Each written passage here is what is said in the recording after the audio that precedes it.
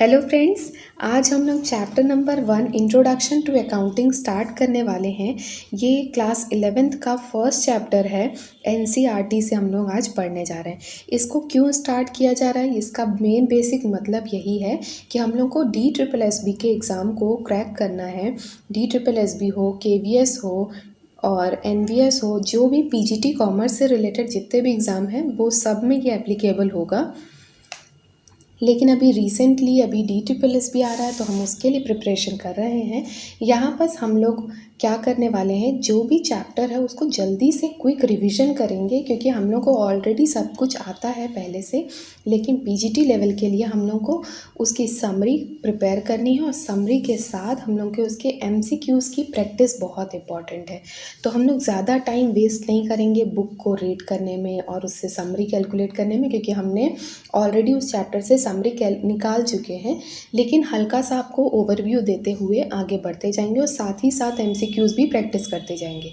तो इसी वीडियो में हम लोग आज फर्स्ट पार्ट इसको देख रहे हैं, इंट्रोडक्शन टू अकाउंटिंग। तो हम लोग फुल एनर्जी के साथ आज इंट्रोडक्शन टू अकाउंटिंग जो फर्स्ट चैप्टर है, उम्मीद है इसको आज हम लोग कंप्लीट कर लेंगे। तो जल्दी जल्दी पढ़ते चले जाते हैं। पूरा 1 to 1 हम लाइन बाय लाइन नहीं रीड करेंगे, क्योंकि हम लोग को समरी निकालनी है। हमारा बेसिक मोटिव यही है कि हम लोग को ज़्यादा से ज़्यादा पढ़ना है। तो यहाँ पर बेसिक मीनिंग ऑफ अकाउंटिंग हम लोग सबको पता है मीनिंग क्या होती है, लेकिन यहाँ पर थोड़ी सी बेसिक मीनिंग आप देख सकते हैं। 1941 के टाइम पर यहाँ पर दो वर्ड, मतलब ये art of recording, classifying and summarising word इसमें एडेड था। लेकिन 1966 में यहाँ पर 3 वर्ड और ऐड हो जाते हैं, आइडेंटिफाइंग, मीजरिंग एंड कम्युनिकेटिंग। तो यहाँ से हम लोग को ये समझ में आता है, पहले इसका स्कोप जो था सिर्फ रिकॉर्ड, क्लासीफाई और समराइज़ करना ही था, लेकिन उसके बाद हम लोग उसको कम्युनिकेट करेंगे। आइडेंटिफाई, पहले आइडेंटिफाई किया जाएगा, फिर उसको रिकॉर्ड करेंगे, क्लासीफाई करेंगे, समराइज़ करेंगे और फिर लोगों को बताना भी है, कम्युनिकेट भी करना है। तो कहीं ना कहीं हमारा स्कोप ऑफ अकाउंटिंग धीमे धीमे करके टाइम बीतते ही उसका स्कोप बढ़ता चला गया।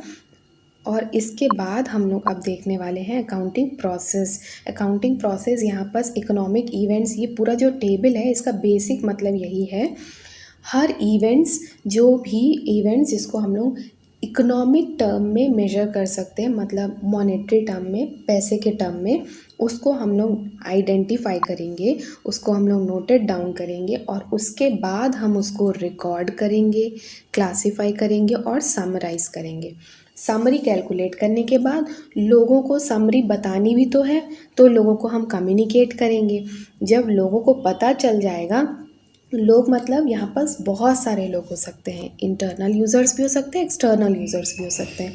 अभी इसको थोड़ा डिटेल में और आगे हम पढ़ने वाले हैं, लेकिन हम इस प्रोसेस को आपको समझा दे रहे हैं।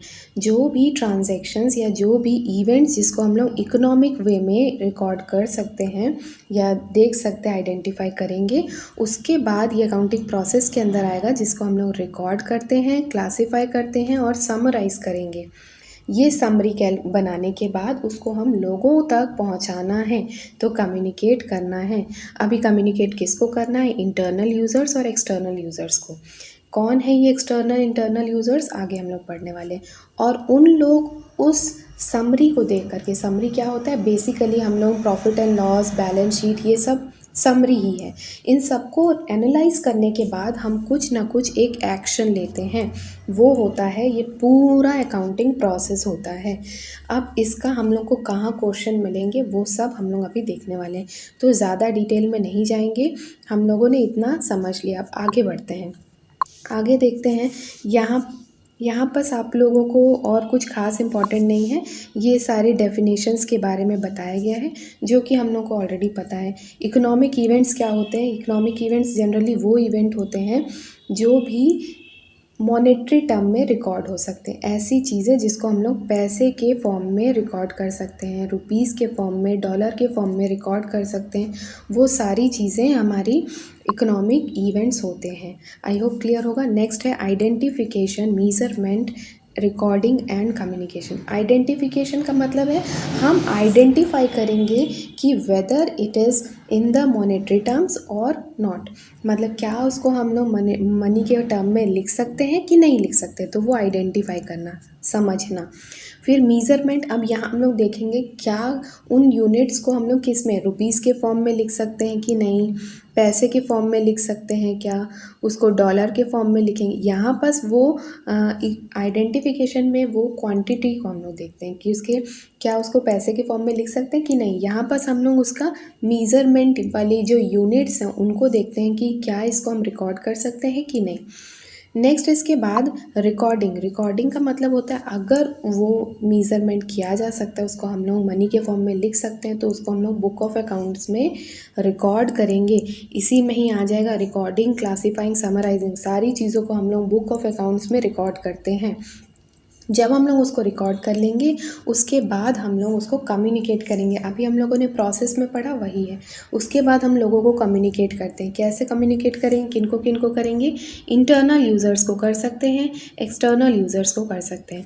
तो ये सारी चीज़ें हमारी दो हम लोगों ने इसको पढ़ लिया। नेक्स्ट है ऑर्गेनाइजेशन। ये ऑर्गेनाइजेशन एक एंटिटी की बात कर रहा है, बिजनेस एंटिटी की बात कर रहा है, बस बेसिक, और कुछ खास नहीं है इसमें।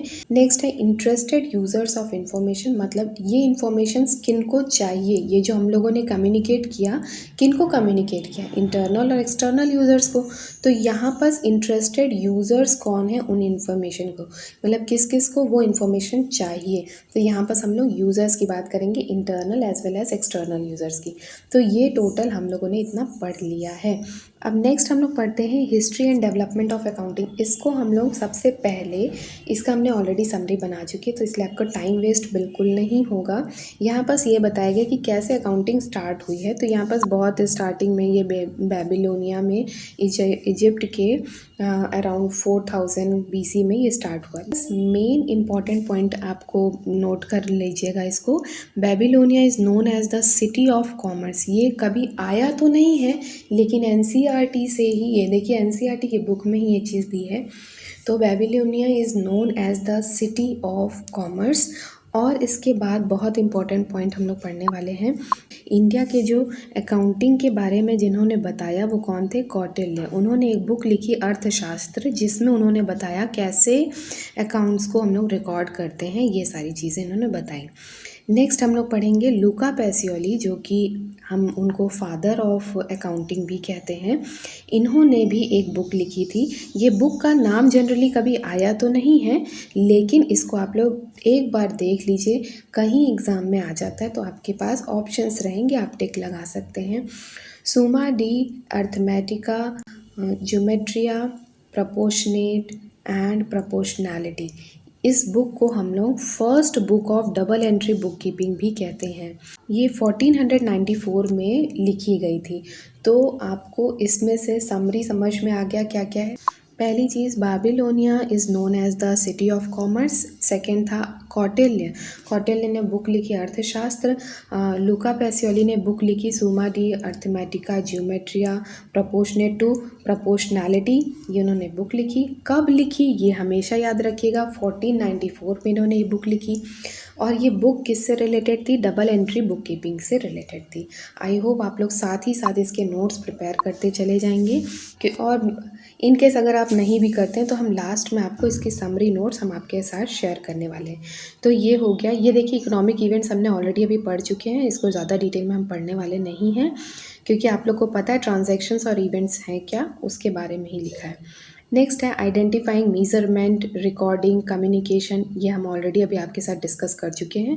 ऑर्गेनाइजेशन कुछ नहीं है, बिजनेस एंटिटी है, वेदर इट इज़ प्रॉफिट और नॉन प्रॉफिट ऑर्गेनाइजेशन, वो दिया है। नेक्स्ट है interested users of the information.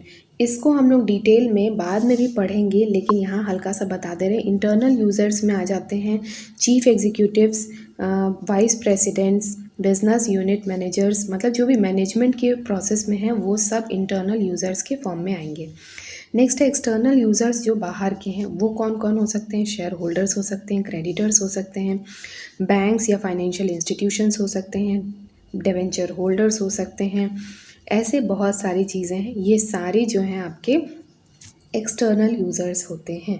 तो आई होप इतना हम लोगों ने क्लियर कर लिया है। अब ज़्यादा हम लोग पढ़ेंगे तो ज़्यादा समझ में नहीं आएगा, इसलिए सबसे पहले इतना जो हम लोगों ने आज पढ़ा है उसको जल्दी से जा कर के इसकी समरी देख लेते हैं और इसके प्रीवियस ईयर क्वेश्चन पेपर देख लेते हैं। तो देखिए हमने जो फर्स्ट चैप्टर अभी पढ़ा उसका हमने नोट्स बना दिया है, समरी नोट्स। हम लोगों ने बेसिक यही पढ़ा है कि अकाउंटिंग प्रोसेस हमारा यहाँ से स्टार्ट हो रहा है इकोनॉमिक इवेंट से, फिर उसके बाद उसको रिकॉर्ड करेंगे, फिर कम्युनिकेट करना है, फिर डिसीजन मेकर्स को कम्युनिकेट करना और उसके बाद उन लोग उसको एक्शन में कन्वर्ट करेंगे। ये हम ऑलरेडी पढ़ चुके हैं, ये हमने यहाँ पर उसका अकाउंटिंग प्रोसेस का समरी बना दिया है। नेक्स्ट हम लोगों ने जो हिस्ट्री पढ़ी थी उसको देखते हैं। हिस्ट्री में देखिए यहाँ पर वही चीज़ें हैं जो हमने ऑलरेडी लिखा है, जो अभी वहाँ पढ़ के आए हैं, सेम पॉइंट्स है। कौटिल्य और लुका पैसियोली ने जो बुक लिखी थी वो भी यहाँ पर दिया है। और फादर ऑफ इन्होंने first book of double entry book keeping की लिखी थी, इसको फादर ऑफ अकाउंटेंसी भी बोलते हैं।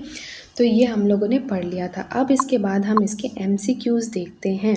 देखिए पहला क्वेश्चन है, who among the following is considered as the father of accounting. ये तो हम लोग को बचपन से याद है इट मीन्स क्लास 11 से हम लोग को याद है, लेकिन फिर भी अभी जो हम लोगों ने पढ़ा उसी से ही है। देखिए फादर ऑफ अकाउंटिंग यहाँ पर लिखा है, father of accountancy Luca Pacioli. Second question हम लोग देखते हैं। सेकेंड क्वेश्चन है, Luca Pacioli who gave the origin of modern accounting got published his book, ये बुक होगा, book on principles of double entry system in. अब यहाँ per year दिया है, देख सकते हैं KVS में आया है ये एग्ज़ाम में कि ये कब उन्होंने वो बुक को पब्लिश किया था। हमने आपको बताया था, ईयर नोट कर लीजिएगा, 1494 में ये बुक पब्लिश हुई थी। तो आई होप ये समझ में आया होगा, और इतना अगर आपको क्लियर हो गया होगा तो आगे की भी क्लासेस हम लोग जल्दी अपलोड करते जाएंगे और आप लोग के लिए बहुत बेनिफिटेड रहेगा। तो हम लोग जल्दी समरी पढ़ते हुए और उसके MCQs प्रैक्टिस करते करते आगे बढ़ते जाएंगे। तो जल्दी से आप लोग अपने एक कॉपी बना लीजिए जिसमें आप लोग नोट्स और साथ ही साथ MCQs के साथ ही क्वेश्चंस प्रैक्टिस भी करते चले जाएंगे। तो आज के लिए इतना ही, कल हम लोग आगे की क्लास को कंटिन्यू करेंगे। अगर आप लोग के पास NCERT बुक नहीं है तो आप लोग उसकी PDF डाउनलोड करके आप पढ़ सकते हैं, नहीं तो अगर आपके पास बुक है आप उसकी समरी खुद से बना सकते हैं। तो थैंक यू। अगर आपको वीडियो सच में अच्छी लगती है तो प्लीज़ लाइक कीजिएगा।